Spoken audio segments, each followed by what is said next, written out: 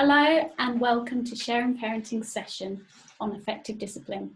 I'm Nina Rogers and this is my colleague Ruth Allen. You might find it useful to grab a pen and a paper to make notes during today's session. Effective discipline. The aims of this session are to explore why it is we discipline our children and to know why effective discipline is so important. The outcomes are that by the end of this session, you will be able to name at least 2 things to consider when disciplining your children. We cannot change our children, however. We can change ourselves and the actions that we take. So if we're finding that children are behaving in a way that is challenging, we need to change the way that we interact with them to get them to change their behaviour. How do we tell our children when they have done something wrong? I want you to take a little bit of time. We're going to give you a minute to think about what it is you do. So when your child or your children are doing something that you feel is not right, I want you to think, what do you do to discipline your child in that situation? I want you to think about how it is you do it. Where are you when this happens? Are you, if they're doing something wrong in the play area, do you then choose to discipline them there and then? Do you do it in front of their friends? And how do you sound when you discipline your child? What sort of voice are you using? And to think about the body language you use. So on the next page, on this page here, we're going to time a minute to think about how you tell your child when they've done something wrong. How do you discipline your child?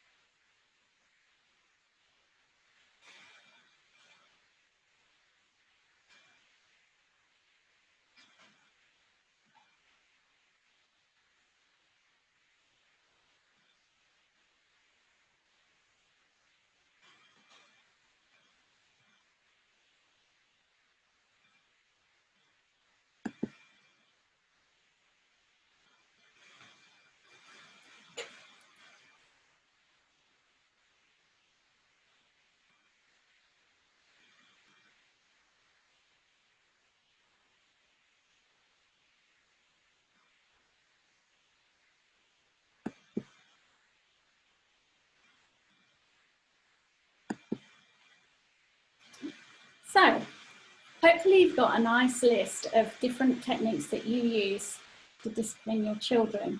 It may be different to our list. You may have different things that you use and there may be some other strategies that are missing at the list, and that's fine. We're just going to run through the list and tell you which ones are the most effective forms of discipline. So the first one we have is timeout, and timeout can be effective depending on how it's used.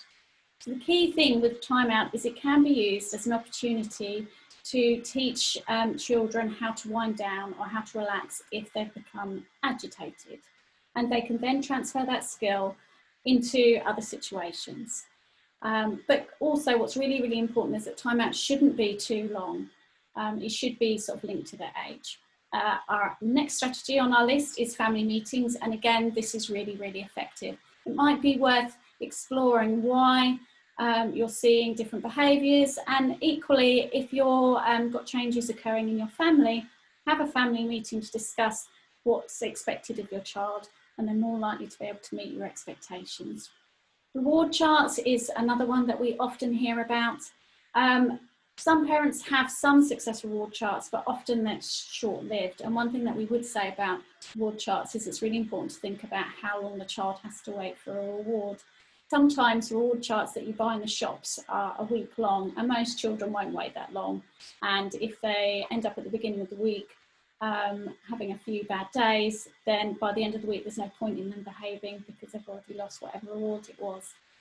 So it's just thinking about timescales, and often it's better to think daily rather than weekly, and also think about the rewards. So it doesn't necessarily have to be something physical that you give them. It might be that they have an extra bedtime story, their favourite TV programme, trip to the park, whatever's going to motivate them. So it's just tweaking that method really that will work for some children, not for others. So next on the list, we have shouting. And shouting is probably one that we wouldn't think is as effective. It tends to be done in anger, and it's usually quite reactive response to a behaviour that we're not liking. So shouting often as well, it might be that the child then learns to shout back to you and perhaps to other people, because that's what they're seeing you do. And it may not necessarily resolve whatever the issue is. So our next strategy is removing toys, and that I think it can be fine, but it's about thinking about setting up, giving them a warning before they're removed. So it might be that you have a conversation before, or if they're misbehaving, then you say, if you do that again, I'm going to take this toy away. Again, very similar to the early bedtime. So again, we'd expect to do that with a warning, or it might be something that you've discussed before, perhaps at a family meeting. Naughty step is quite similar to timeout. With timeout and the naughty step, what's really important is when they come out of those, that you have an opportunity to discuss what's gone on, and you show your child that you still love them. And sometimes they can feel quite sad. They might not have meant to have got as upset as they have, and they just need to have that sort of special time with you to feel better. Removing privileges, again, that might be, it might be removing electronic devices. It might be that they're not allowed to go out. Again, it will vary child to child, what influences them and what motivates them. But what's really, really important, again, is that perhaps they would have a warning, or you've had a conversation about what you're expecting. Listening is really important. So you might well find that actually they're misunderstanding something, or there's a reason behind their behaviour. And so it's about having that opportunity, that time to communicate with them what it is that's causing the problem, and they might come up with their own solution. So the next one is smacking. Again, that's one that we often hear about in our courses, and it's often that parents have had that technique used on them. Again, smacking tends to be done in anger, and while it can stop the behaviour, it may not necessarily mean that the child understands why they've been smacked. And that's what they really need to know. They really need to know why they're misbehaving, what's wrong with their behaviour, so that they can behave. And then we've got talking. So discipline is much easier and much more effective if communication is good between you and the children that you are looking after. If you are listening and they're communicating well, you are talking, as Nina has just said, then it's a two-way street. You can only learn from each other if you've got two-way communication. And there is an understanding of why children are behaving as they do.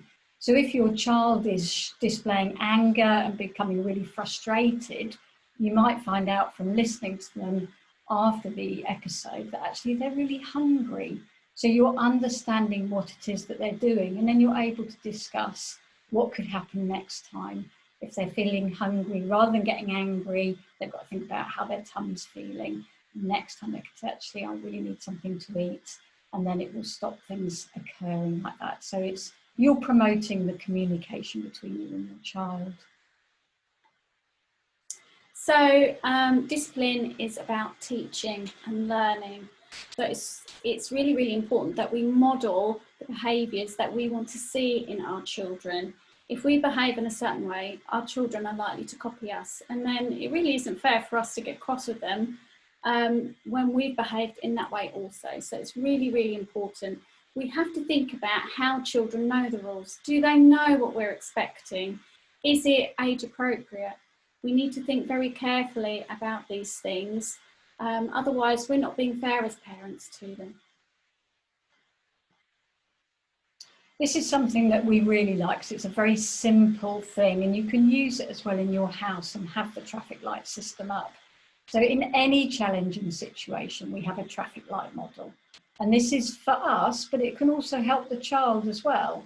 So when you see that they're doing something that you're not happy about, and you decide, right, I need to discipline my child, I need to teach my child, before you go jumping in, you need to stop and think, how am I feeling at the moment? So if I'm feeling really angry about the situation, am I going to deal with it in a calm manner?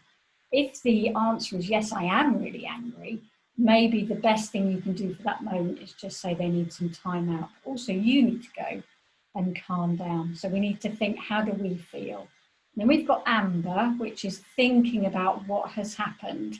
Think about the situation that you're looking at, thinking about, can I deal with this now? Is the child able to talk to me? Can I engage with my child now?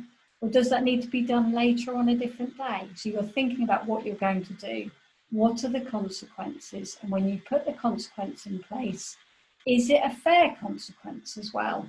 Rather than saying Christmas is cancelled, are you really going to do that? You might want to think of something that's perhaps where you won't be able to play on whatever electronic device it is later, or try and think of what your consequence is going to be.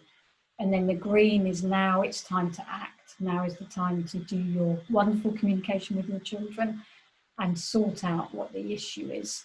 And you can display that up as well. You can go with the child and you can make something like this as well. So if they're feeling angry or they're not sure, they can also have a traffic light system.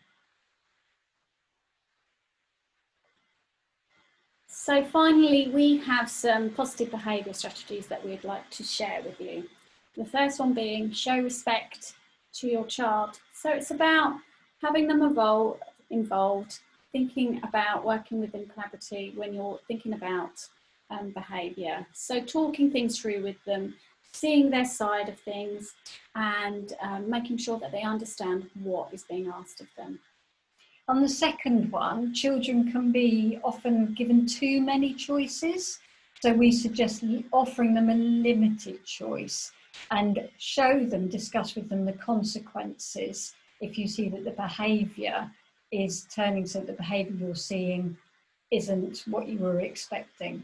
So try not to put too much on your child. So the next one, separate the deed from the doer. So often we can end up labelling our children when they misbehave. We might refer to them as naughty. What we need to try and do is to separate whatever the behaviour is. For example, if they've left their lounge in a mess after playing with their toys, then if you say, oh, you're always so lazy, you're making them feel like that, and they may well become that. Whereas if you say, oh, really like you to tidy up, it's such a shame you've left this out, that's a better approach, and they're much more likely to respond to that more positively, and hopefully next time they might tidy up, fingers crossed. Give your child some responsibility whenever it's appropriate. So depending on the age and stage of your child, giving them responsibility will show them that you trust them. So you can give them the responsibility of tidying up the lounge, or you could do that together, or setting the table, getting other people in the house. They can go around and tell other members of your family that it's dinner time. And that will show that you can give them responsibility, and then they'll take more responsibility for their actions as well. The next one is encourage cooperation with your child. So this links in a little bit with the last one, but also modelling, and also perhaps giving them a little bit of help. So if that lounge is still untidy, then it might be that you say, right, well, you put the Lego away and I will tidy up the cars, or let's try and make a game of it and try and make it positive. But it's about working together, so they don't always feel like things are done to them, they feel like they're involved. And the final one is to be consistent. It's really important that your child feels safe and secure, and that we as adults are not unpredictable. So if you've said that you're going to do something, this is with the traffic light system as well, you need to make sure that it's something you can carry out, and that you then do carry it out. And then the child will know where the boundaries are, they know what's going to happen, they know if they do that again, then you're going to do the same thing again. And it might take a little while to change some of the behaviours, but if you're consistent, then your child will pick up on what's happening and they will feel safe and secure. So that's it for our session today on effective discipline. Thank you ever so much for watching. We have a really good website with lots of information on parenting, and we update it regularly with news and blogs.